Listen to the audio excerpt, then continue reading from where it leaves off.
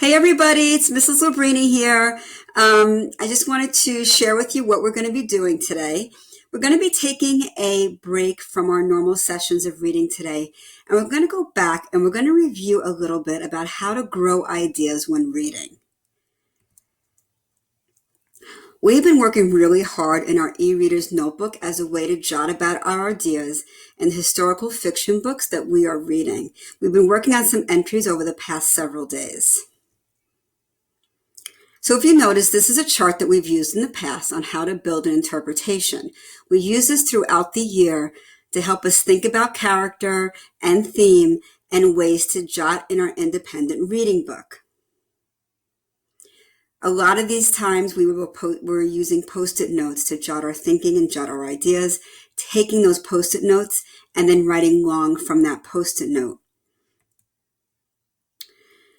Now that we've moved into the historical fiction unit, we've been learning about different skills and strategies that we're going to see in historical fiction specifically, since it is a little bit different than realistic fiction because it's focusing on a certain time period in history. So some of the things that we've been working on so far is the setting, what challenges or trouble is starting to brew.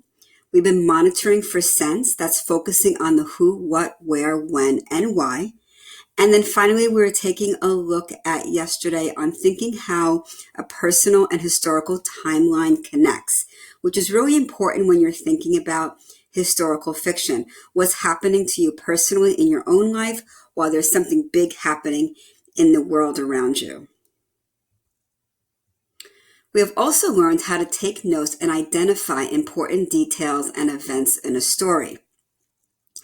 So how do we grow ideas or build an interpretation about important details? That's the kind of work that we're going to go back to today. So let's try this out. Let's think about the character Amory in Number the Stars. We want to focus on how this character is developing in the first two chapters in the book. So we did meet a few characters. We met Amory, we met Ellen, we met Kirsty, we met Miss Johansson, right? We also heard about Amory's papa, but we're going to be focusing on Amory because she's right now the primary character. Even though we meet Ellen at the very beginning of the book, she's more of a secondary character. So we want to first identify the details that relate to how this character is developing. How is Amory developing in the first two chapters? Then we want to think about the bigger ideas or claim based on the details. So let's take a look at some of these details about Amory.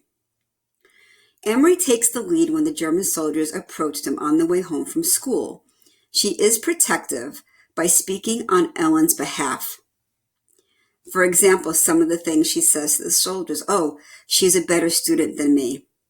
She also picks up on how scared Ellen is in front of the soldiers. She describes it as a very pale look in her face as opposed to her rosy cheeks. Then we see how Amory protects Kirsty, trying to show her how to behave in front of the soldiers. Remember, Kirsty's only 5 years old, so she's not taking this as seriously as Amory and Ellen. She's also very caring towards Kirsty when telling her a fairy tale story at bedtime. Amory tries to convince her mother that the run-in with the soldiers was not a big deal. She didn't want her mom to worry. We then learn how knowledgeable Amory really is about the situation in Denmark. She talks about her knowledge about the resistance and the German occupation. We then see how Amory in chapter 2, she reflects on the stories her papa told her about the German occupation, the death of her sister Lise, and King Christian, and how the citizens of Denmark really looked up to him and would do anything for him. So these are all important details about Amory. But now what are we going to do with all these details? There's lots of details, but how can we piece them all together? What ideas am I getting about how her character is developing? How are these details important to this character or the story events? Now is when we start to do that bigger thinking work. So you might remember this. You might remember this chart off to the side. It says developing ideas about character. These are all different types of prompts that we can use to help us grow our thinking and develop those ideas that we need to. So when I scan down these different prompts here, there's lots of them. So I'm trying to think which one might be the best fit when thinking about character development. In my head, I'm thinking that Emery is really showing two sides. So I decided to go with, on the outside, she seems one way, but on the inside, she's really feeling something else. So let's see how this might work. Emery develops throughout chapters 1 and 2. On the outside, Emery seems very caring and thoughtful. For example, she cares about her younger sister Kirsty and best friend Ellen by protecting them from the German soldiers. See how I brought in a detail that I just had on the slide before.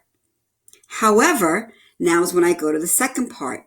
Deep inside, she is very concerned about the situation in Denmark with the German occupation. Emery is a deep thinker and reflects upon the stories her papa has told her about King Christian, and memories she has with her father. So again, getting back to those details. So this is one part showing what she's like on the outside, and the other part is really showing how concerned she is and that she's a very deep thinker. So now we can take those two pieces. What is really the big idea? What am I really trying to say about how her character develops? The bigger idea here is that Emery is demonstrating her bravery and ability to understand the serious situation in Denmark. She is very wise and understands the danger given the German occupation. So now I moved from my details and explaining that a little bit more into my bigger idea of how she's very brave and she has the ability to understand very serious situations. So bringing that all together, when responding to a specific prompt or growing ideas about a character or even theme, you can do the same work with theme. You want to identify the significant or important details. You want to think, how are these details important to the character or the story events? And what is the bigger idea or claim that you can grow from the details? What is that bigger idea? So for your independent work today, you're going to reread your entries in your e-reader's notebook that you've already written over the past few days. You want to find a place in your writing where you can. Maybe you are someone that needs to add some more details. You want to grow bigger ideas based on your details. So what is that bigger thinking work that you can do about your entry? You can use this chart to help you expand your ideas. This is the chart I shared with you in the last few screens. So let me just show this to you. You might want to print this chart out so you have it nearby when you're doing this work today. This is really important, this next part. When you are adding your revisions, use a bold and color font so your teacher can see what you revised in your entries, okay? If your writing takes up most of the slide, you may add another slide, or you can change the size of your font. So you can do two things. If you want to keep it on one slide and you see that you have more writing, you might want to either choose another slide or just change the size of it. So this is a little bit of a review for you to go back today and work on some of those entries that you've done over the last few days. Have a lot of fun. See you next time.